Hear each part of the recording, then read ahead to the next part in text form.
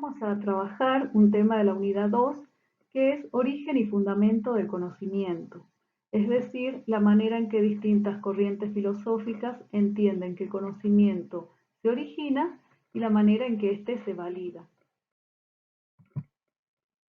Como para tomar algunos conceptos que estuvimos viendo en clases anteriores, vamos a ubicar este tema dentro de lo que sería el esquema de Kuhn. Si tomáramos esta idea de la ciencia normal, ¿sí? La crisis, la revolución y la nueva ciencia normal, podríamos ubicar, ¿no?, como primera ciencia normal lo que es la Edad Media, el Renacimiento como un momento de crisis, y bueno, estas corrientes que vamos a ver que están en disputa como si fueran paradigmas rivales en el contexto de una revolución científica, y la modernidad como una nueva ciencia normal. Pensemos que en esa época, hoy tenemos muy diferenciado lo que es la religión, de la ciencia y de la filosofía, pero en ese momento no estaba tan claramente definido. Por eso vamos a traer este esquema de Kuhn, aunque no sería totalmente pertinente, pero creo que nos va a ayudar a repasar mejor este concepto, ¿no?, esta idea de cómo los paradigmas se consolidan y entran en crisis.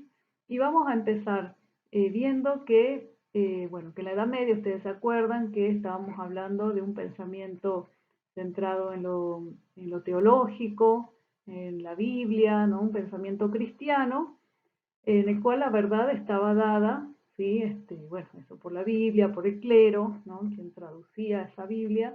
Y el momento del Renacimiento es un momento de ruptura, es un momento de un gran movimiento cultural, pero que no tiene su correlato, digamos, en el pensamiento. Por ahora es simplemente disruptivo, por eso lo vamos a tomar como un momento de crisis y vamos a ver un poco de qué se trataba ese renacimiento. Y acá vemos algunas obras en las cuales se ve ya esta inquietud por retomar estas ideas de la antigua Grecia, ¿no?, de los presocráticos, sobre la naturaleza. Se empieza a preguntar sobre el cuerpo humano, se conservan aún estos rasgos religiosos, ¿no?, de las pinturas sobre los ángeles, y bueno, acá se aprecian los desnudos, las figuras mitológicas. Esto es más que nada para reflejar la mezcla, ¿no?, de conceptos y de ideas que había en esta época. Como decimos, es un momento más bien de ruptura. O sea, estamos saliendo de esta idea del cuerpo oculto, tapado, propio de la Edad Media, hacia lo que sería ¿no?, esta exposición, ¿no?, y la búsqueda de estas explicaciones. Ahí pusimos algunas obras una obra de Da Vinci, de Fra Angelico y de Botticelli.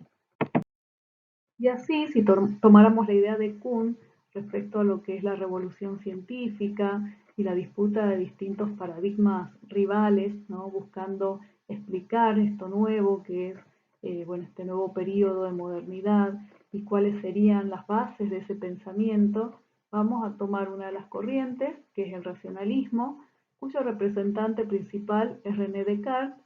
Y si vemos la fecha, ¿no?, 1596 a 1650, estamos hablando de un poco más que un siglo antes de la Revolución Francesa.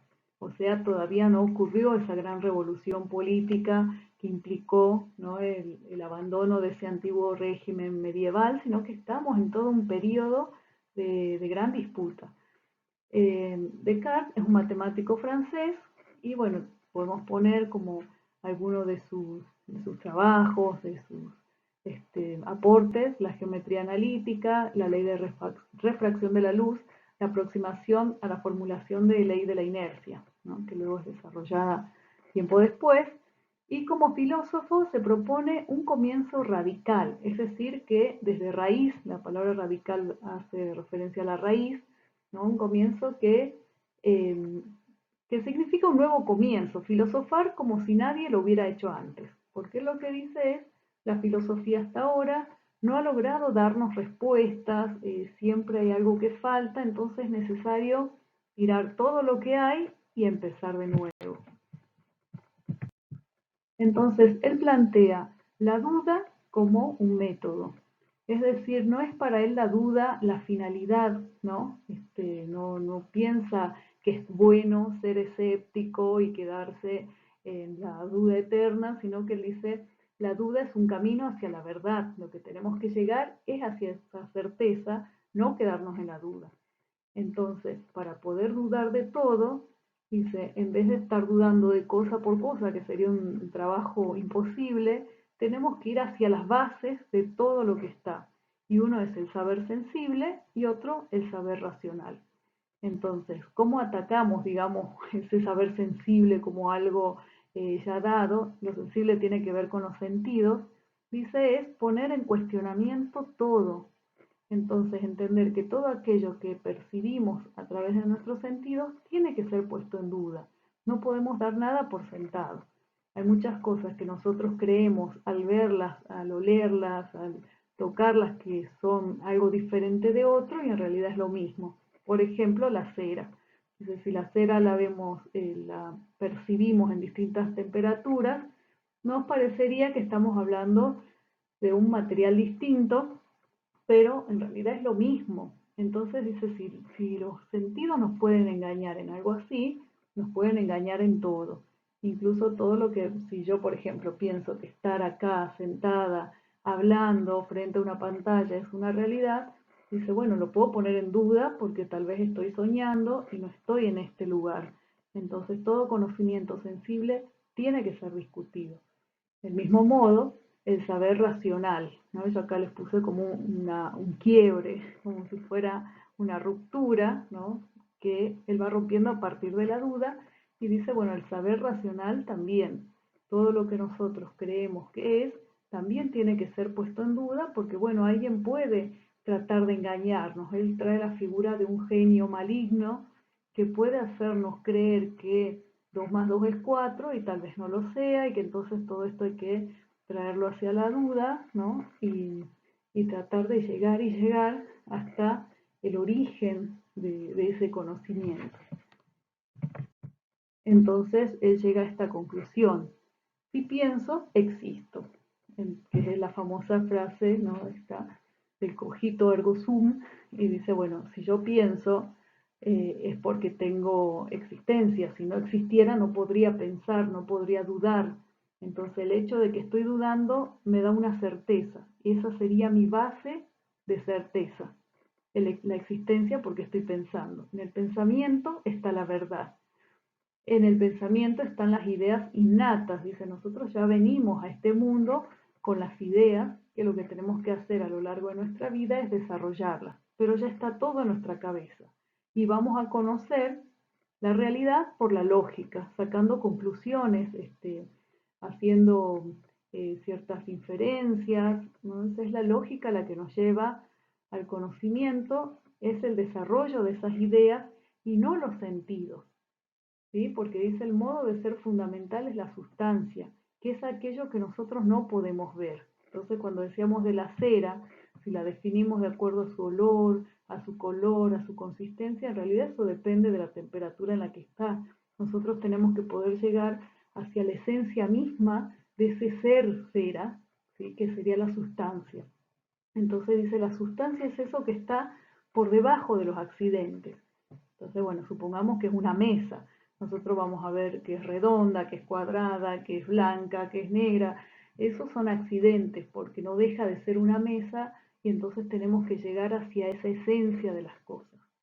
Entonces, dice que toda sustancia es una cosa que existe de tal manera que no necesita de otra para existir, tiene una existencia propia. Pero este racionalismo, esta forma de entender, tiene un límite, porque dice, ¿cómo sé que el cogito no está engañado? ¿No? Que el propio pensamiento no está engañado. Y entonces, bueno, él apela a la figura de Dios, dice, porque hay la existencia de un Dios que es perfecto, que no es mentiroso, porque dice, si hay un Dios perfecto, no puede no existir, porque su existencia es parte de esa perfección, y no puede mentir, porque si fuera mentiroso no sería perfecto. Entonces, dice, este Dios que ha creado la estructura racional, que es lo que tengo en mi cabeza, también ha creado una realidad con una estructura racional. Entonces, como la realidad tiene la misma estructura que yo tengo en mi cabeza, digamos, como si fuera un espejo, entonces yo puedo conocer a partir de eso. No por mi sentido, sino por esa similitud. Digamos que, ¿por qué decimos que hay un límite en esta forma? Porque estando en un momento de romper, ¿no? De ruptura con todo el pensamiento teológico, esta respuesta centrada en Dios, en lo metafísico, resulta controvertida, ¿no? En este contexto histórico. Y ahora veamos la corriente filosófica del empirismo, cuyo representante es David Hume. ¿Sí? Su vida transcurrió entre el año 1711 y 1776. Todavía estamos hablando de antes de la Revolución Francesa. Él es un filósofo, historiador, economista y ensayista escocés. Él no fue quien inició la corriente del empirismo, sino quien la desarrolló con mayor dedicación, ¿no? Por eso dicen que lleva la teoría empirista iniciada por Bacon y Locke hasta sus últimas consecuencias, y esto lo convierte en su representante más ilustre. Empirismo hace referencia a la experiencia. Entonces, a diferencia de lo que decía Descartes, que nacemos con las ideas ya en nuestra cabeza, dice esta corriente empirista que nacemos como una tabula rasa, es decir, como una hoja en blanco que se va llenando a partir de la experiencia, o sea que todos nuestros conocimientos provienen de nuestros sentidos. Entonces, hay impresiones directas, que son las cosas que percibimos directamente, ¿no? A partir de nuestro oído, de nuestra vista, del tacto, y hay impresiones derivadas, que son las ideas, pero que se forman a partir de eso que hemos percibido en algún momento. Entonces acá les pongo la imagen como ejemplo de lo que es una sirena.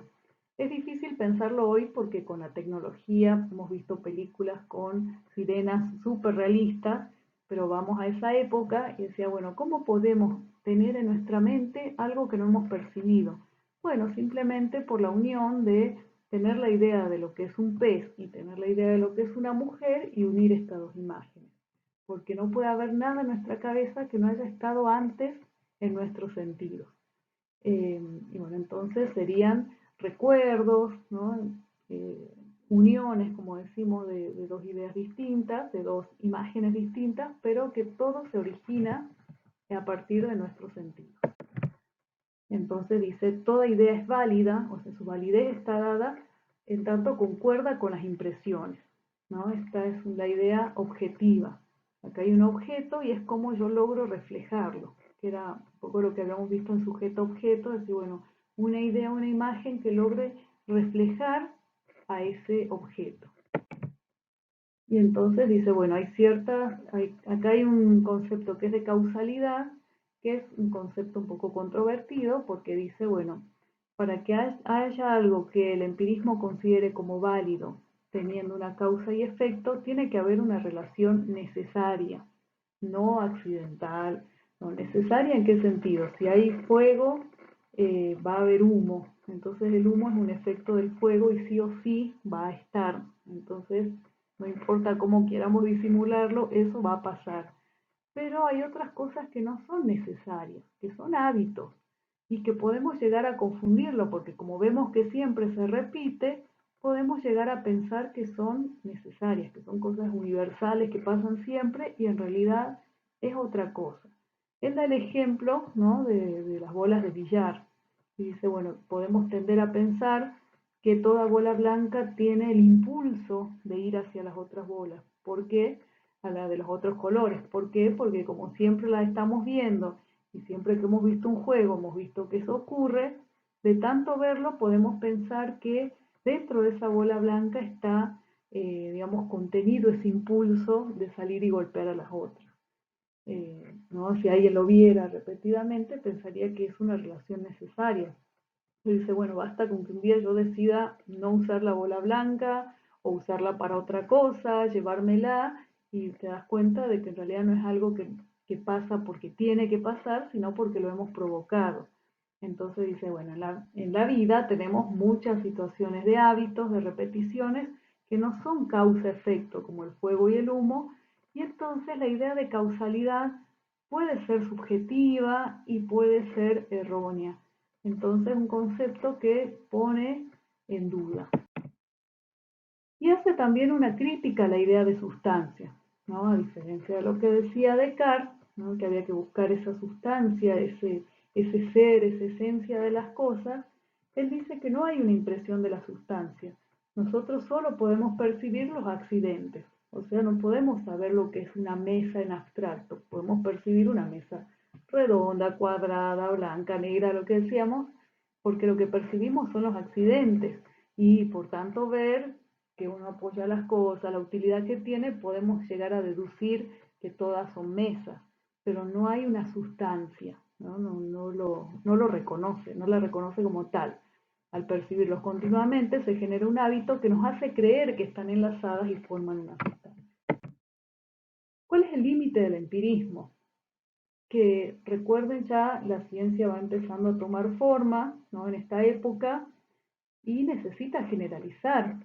No podemos quedarnos en una ciencia que sea particularista, que sea anecdótica, pero ¿cómo podemos llegar a un conocimiento general sin alejarnos de la experiencia?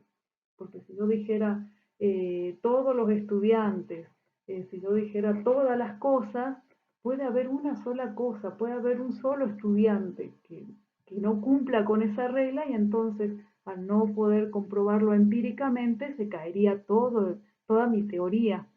Entonces dice, ¿cómo hacemos para despegarnos de eso concreto que estamos palpando hacia algo general sin caer en una abstracción? Pensemos que es muy importante en estas corrientes conservar la coherencia, entonces no podemos trampear.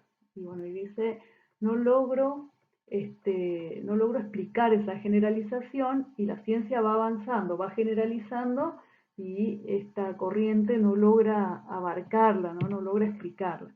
Entonces dice, bueno, en realidad podemos generalizar con que haya alguna referencia a la realidad, pero alguna referencia es una medida muy poco clara y por lo tanto no es empírica y bueno, no logra explicar sin contradecir esos principios. Y bueno, acá aparece Immanuel Kant con la corriente trascendental, ya en el año 1724-1804, es un filósofo prusiano, ¿sí? Que es considerado uno de los pensadores más influyentes de la Europa moderna y de la filosofía universal. Se dice que él hizo una revolución copernicana, ¿no?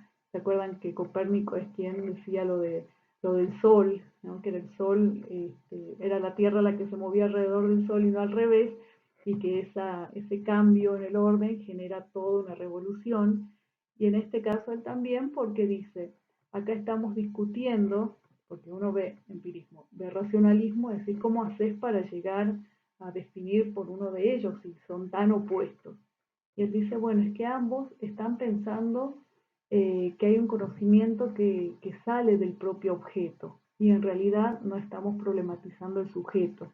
Entonces, si sacamos el foco del objeto y pensamos en el sujeto, vemos cómo podemos integrar ambas. Entonces, él hace esta crítica al racionalismo y al empirismo y dice, ambas parten de una misma concepción realista, que hay un sujeto pasivo que solamente recibe lo que esa realidad, lo que ese objeto le da, y que solo hay verdad cuando hay coincidencia con el objeto. Esa es la crítica que hace. Entonces dice, tendríamos que imaginarnos que estamos con una lente azul, ¿no? Con los anteojos azules, porque es la manera en que nosotros vamos viendo la realidad. ¿No? Hay ciertas ideas que tenemos en nuestra cabeza que nos llevan a percibir la realidad. Entonces, cuando hablamos de lo empírico, lo sensible, no es algo puro que aparece, sino que ya lo vamos de alguna manera traduciendo, pensando desde nuestras propias ideas, ¿no? Entonces dice, el acto de conocer es trazar el horizonte dentro del cual los objetos son objetos. Entonces yo cuando miro, ya en la misma mirada, en la misma percepción, voy estableciendo un orden de qué es lo que quiero mirar y qué es lo que estoy eligiendo no mirar, ¿no? Entonces en esa mirada voy trazando ese horizonte y voy construyendo ese ámbito de la objetividad. Y dice, conocer es elaborar el objeto, no es simplemente que el objeto se me aparezca, sino cómo yo lo voy construyendo. ¿Y cómo lo hago? Dice, porque hay dos factores de conocimiento, la razón y la experiencia. O sea, no es uno o el otro, son los dos. La razón es lo que está, digamos, es el a priori y la experiencia el a posteriori. Dice, bueno, la experiencia en realidad es la puerta de entrada que es procesada por esa razón. Entonces la razón la que ordena los objetos, la que proporciona las formas, mientras que las experiencias son las impresiones o sensaciones y que proporciona la materia. No podemos conocer una sin que estén ambas, digamos. Si yo solo me quedara con la experiencia, el conocimiento sería caótico, desordenado, no lo podría procesar. Si solo me quedo con la razón, no tengo que analizar. Entonces es importante que estén ambas.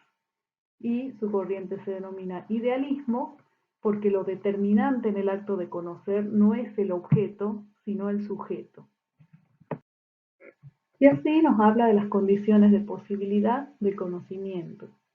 Entonces, lo trascendental es que todo conocimiento que se ocupa en general no tanto de objetos, sino de la forma en que los conocemos. No está tan centrado en lo que es el objeto en sí, sino la manera en que, digamos, los mecanismos que establecemos para conocerlos.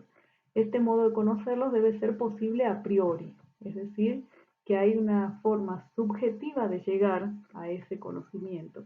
No tiene que ver con el relativismo que vemos después en la posmodernidad, ¿no? Sino que se refiere a la manera en que vamos ordenando nuestra propia percepción, porque no es verdad que cuando percibimos todo lo que se nos aparece. Si vamos por la calle nos vamos a dar cuenta que si estamos buscando a alguien, nuestra atención está centrada en buscar a alguien. Si estamos por comprar ropa, nuestra atención está... Ya siempre hay como una previa selección de qué es lo que vamos a ver, de qué es lo que nos interesa. Entonces dice, todos los sentidos están de alguna manera condicionados por ese a priori. Entonces las representaciones pueden ser intuiciones, que son las sensaciones a nivel individual, y los conceptos, que son la forma ya elaborada, procesada de eso que hemos visto. Eso no es mediato, los conceptos no son inmediatos, perdón, como la sensación, que es lo que estoy percibiendo ahora, sino que son mediatos, ya vienen de una reflexión, ya ha sido procesado.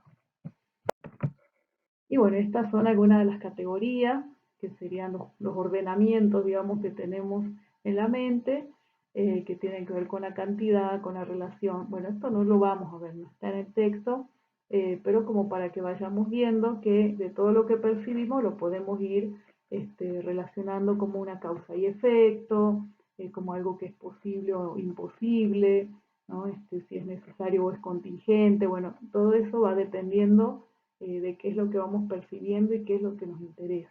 Entonces me interesa saber quién pintó esta pared, entonces bueno, acá estará, tendrá que ver con la causalidad y dependencia. Bueno, se caerá esta pared sobre mí, y bueno, entonces tendrá que ver con la posibilidad o la imposibilidad, y así todo lo que nos vamos preguntando de alguna manera lo vamos ordenando. Estas son las categorías, como para que las tengan en cuenta. Y bueno, en cuanto a lo que decía sobre que no se trata de un conocimiento relativo, ¿no? Como de la posmodernidad, para que no nos confundamos, habla de la objetividad del conocimiento, dice que sí es posible la objetividad. ¿Por qué? Porque la constitución universal de todo sujeto humano, la conciencia trascendental, o sea, esta conciencia es común a todos, es lo que permite que podamos tener un conocimiento común y que sea válido para todos, ¿no? Entonces no es subjetivista, sino que se puede llegar a esa objetividad. Y bueno, entonces así hemos visto las corrientes, y bueno, vamos a seguir luego con lo que son las lógicas inductiva y deductiva.